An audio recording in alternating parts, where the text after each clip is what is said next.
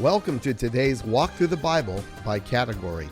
We have 6 categories with 1 chapter each. This will take us through the Bible in less than 9 months. Our first category begins with a reading from the Torah, God's law through Moses. Numbers 15. The Lord spoke to Moses, saying, "Speak to the people of Israel, and say to them, When you come into the land you are to inhabit, which I am giving you, and you offer to the Lord from the herd or from the flock a food offering or a burnt offering or a sacrifice, to fulfill a vow or as a freewill offering or at your appointed feasts, to make a pleasing aroma to the Lord, then he who brings his offering shall offer to the Lord a grain offering of 1/10 of an ephah of fine flour, mixed with 1/4 of a hin of oil.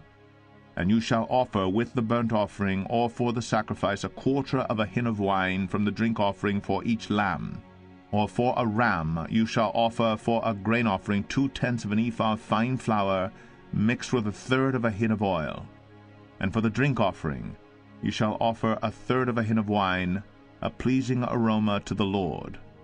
And when you offer a bull as a burnt offering or sacrifice, to fulfill a vow, or for peace offerings to the Lord, then one shall offer with the bull a grain offering of 3/10 of an ephah of fine flour, mixed with 1/2 a hin of oil.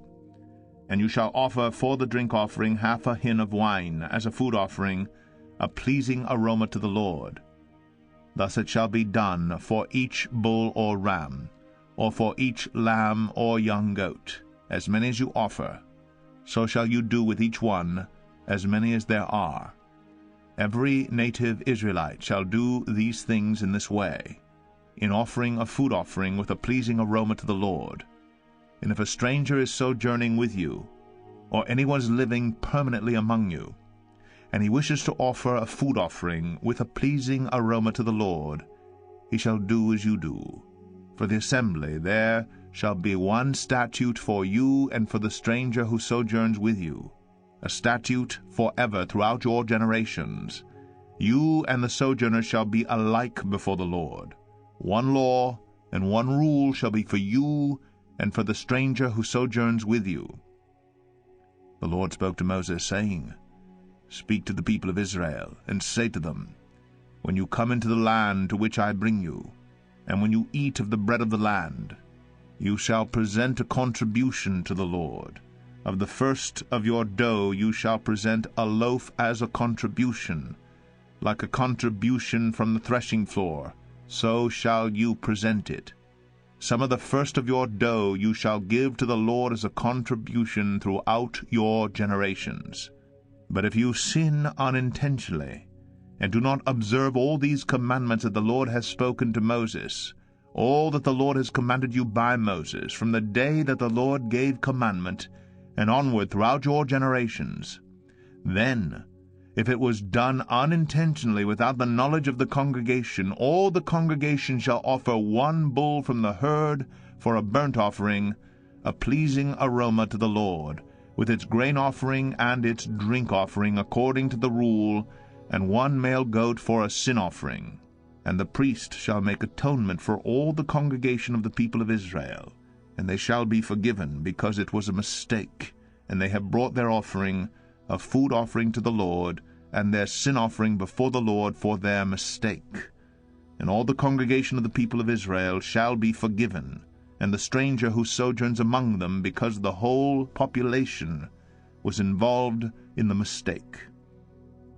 If one person sins unintentionally, he shall offer a female goat 1 year old for a sin offering, and the priest shall make atonement before the Lord for the person who makes a mistake, when he sins unintentionally, to make atonement for him, and he shall be forgiven. You shall have one law for him who does anything unintentionally, for him who is native among the people of Israel, and for the stranger who sojourns among them.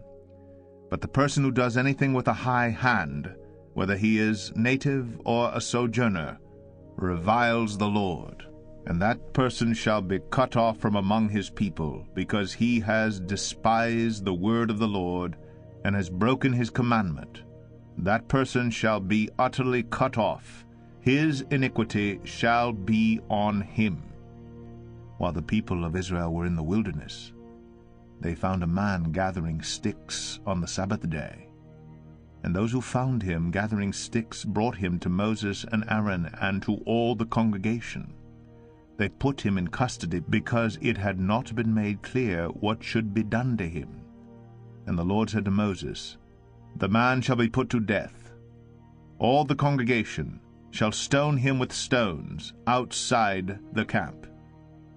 And all the congregation brought him outside the camp, and stoned him to death with stones, as the Lord commanded Moses.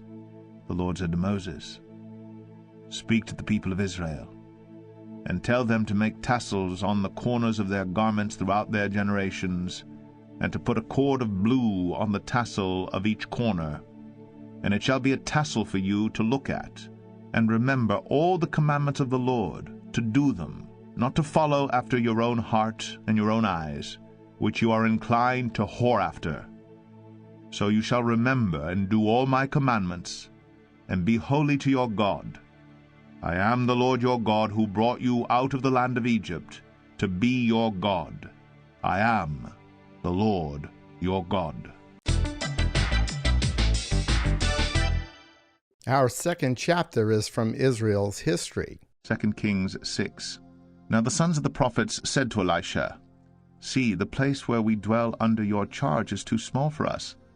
Let us go to the Jordan, and each of us get there a log, and let us make a place for us to dwell there." And he answered, "Go." Then one of them said, "Be pleased to go with your servants." And he answered, "I will go." So he went with them, and when they came to the Jordan, they cut down trees. But as one was felling a log, his axe head fell into the water, and he cried out, "Alas, my master, it was borrowed." Then the man of God said, "Where did it fall?" When he showed him the place, he cut off a stick and threw it in there, and made the iron float. And he said, "Take it up." So he reached out his hand and took it.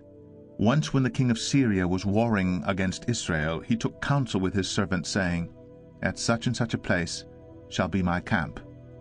But the man of God sent word to the king of Israel, "Beware that you do not pass this place, for the Syrians are going down there." And the king of Israel sent to the place about which the man of God told him. Thus he used to warn him, so that he saved himself there more than once or twice. And the mind of the king of Syria was greatly troubled because of this thing, and he called his servants and said to them, "Will you not show me who of us is for the king of Israel?" And one of his servants said, "None, my lord, O king. But Elisha the prophet, who is in Israel, tells the king of Israel the words that you speak in your bedroom." And he said, "Go and see where he is, that I may send and seize him." It was told him, "Behold, he is in Dothan." So he sent their horses and chariots and a great army, and they came by night and surrounded the city. When the servant of the man of God rose early in the morning and went out, behold, an army with horses and chariots was all around the city. And the servant said, "Alas, my master, what shall we do?" He said, "Do not be afraid, for those who are with us are more than those who are with them." Then Elisha prayed and said, "O Lord, please open his eyes, that he may see." So the Lord opened the eyes of the young man, and he saw.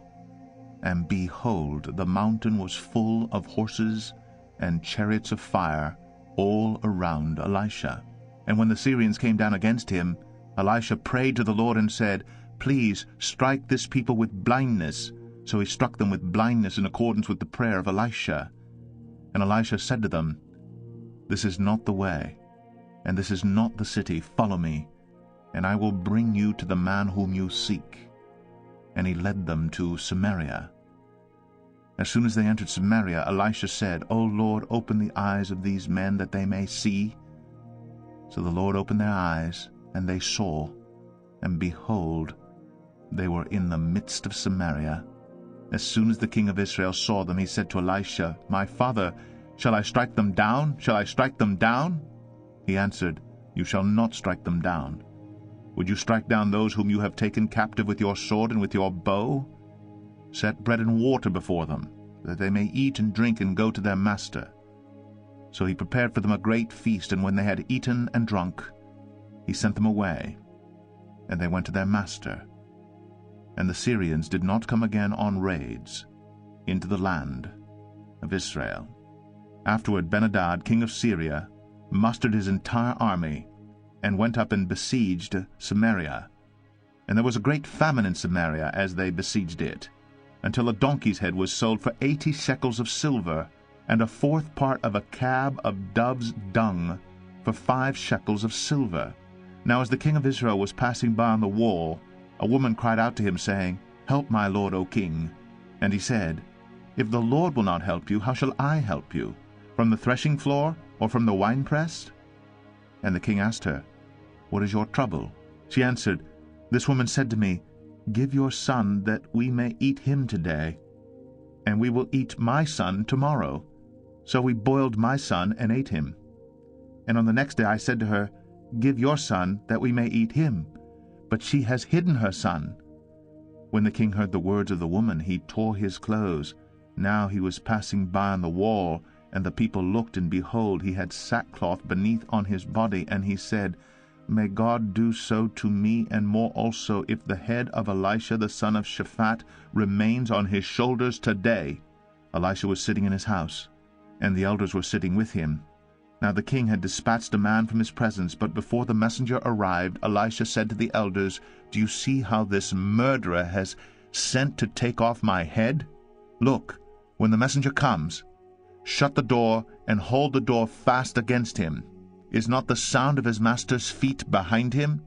And while he was still speaking with them, the messenger came down to him and said, This trouble is from the Lord. Why should I wait for the Lord any longer? Our third chapter is from Israel's prophets. Ezekiel 9. Then he cried in my ears with a loud voice, saying, Bring near the executioners of the city, each with his destroying weapon in his hand. And behold, 6 men came from the direction of the upper gate, which faces north, each with his weapon for slaughter in his hand. And with them was a man clothed in linen, with a writing case at his waist. And they went in and stood beside the bronze altar. Now the glory of the God of Israel had gone up from the cherub on which it rested to the threshold of the house. And he called to the man clothed in linen, who had the writing case at his waist. And the Lord said to him, Pass through the city through Jerusalem, and put a mark on the foreheads of the men who sigh and groan over all the abominations that are committed in it. And to the others he said in my hearing, Pass through the city after him and strike. Your eye shall not spare, and you shall show no pity. Kill old men outright, young men and maidens, little children and women, but touch no one on whom is the mark, and begin at my sanctuary. So they began with the elders who were before the house. Then he said to them, Defile the house, and fill the courts with the slain. Go out. So they went out, and struck in the city. And while they were striking, and I was left alone, I fell upon my face and cried, Ah, Lord God, will you destroy all the remnant of Israel in the outpouring of your wrath on Jerusalem? Then he said to me, The guilt of the house of Israel and Judah is exceedingly great. The land is full of blood, and the city full of injustice. For they say, The Lord has forsaken the land, and the Lord does not see. As for me, my eye will not spare, nor will I have pity. I will bring their deeds upon their heads. And behold, the man clothed in linen, with the writing case at his waist, brought back word, saying, I have done as you commanded me. Our fourth chapter is from Israel's wisdom and poetry. Psalm 90. Lord, you have been our dwelling place in all generations. Before the mountains were brought forth, or ever you had formed the earth and the world, from everlasting to everlasting you are God. You return man to dust, and say, Return, O children of man. For 1,000 years in your sight are but as yesterday when it is past, or as a watch in the night. You sweep them away as with a flood. They are like a dream, like grass that is renewed in the morning. In the morning it flourishes and is renewed. In the evening it fades and withers. For we are brought to an end by your anger. By your wrath we are dismayed. You have set our iniquities before you, our secret sins in the light of your presence. For all our days pass away under your wrath. We bring our ears to an end like a sigh. The years of our life are 70, or even by reason of strength 80, yet their span is but toil and trouble. They are soon gone, and we fly away. Who considers the power of your anger and your wrath according to the fear of you? So teach us to number our days, that we may get a heart of wisdom. Return, O Lord. How long? Have pity on your servants. Satisfy us in the morning with your steadfast love, that we may rejoice and be glad all our days. Make us glad for as many days as you have afflicted us, and for as many years as we have seen evil. Let your work be shown to your servants, and your glorious power to their children. Let the favor of the Lord our God be upon us, and establish the work of our hands upon us. Yes, establish the work of our hands. Our fifth chapter is from the Gospels. You have completed all 4 Gospels. Our final chapter for today is from the church epistles, or letters. James 4. What causes quarrels and what causes fights among you? Is it not this, that your passions are at war within you? You desire and do not have, so you murder. You covet and cannot obtain, so you fight and quarrel. You do not have because you do not ask. You ask and do not receive because you ask wrongly, to spend it on your passions. You adulterous people, do you not know that friendship with the world is enmity with God? Therefore, whoever wishes to be a friend of the world makes himself an enemy of God. Or do you suppose it is to no purpose that the Scripture says, He yearns jealously over the Spirit that He has made to dwell in us? But He gives more grace. Therefore it says, God opposes the proud, but gives grace to the humble. Submit yourselves therefore to God. Resist the devil, and he will flee from you. Draw near to God, and he will draw near to you. Cleanse your hands, you sinners, and purify your hearts, you double-minded. Be wretched, and mourn and weep. Let your laughter be turned to mourning, and your joy to gloom. Humble yourselves before the Lord, and he will exalt you. Do not speak evil against one another, brothers. The one who speaks against a brother or judges his brother speaks evil against the law and judges the law. But if you judge the law, you are not a doer of the law, but a judge. There is only one lawgiver and judge, he who is able to save and to destroy. But who are you to judge your neighbor?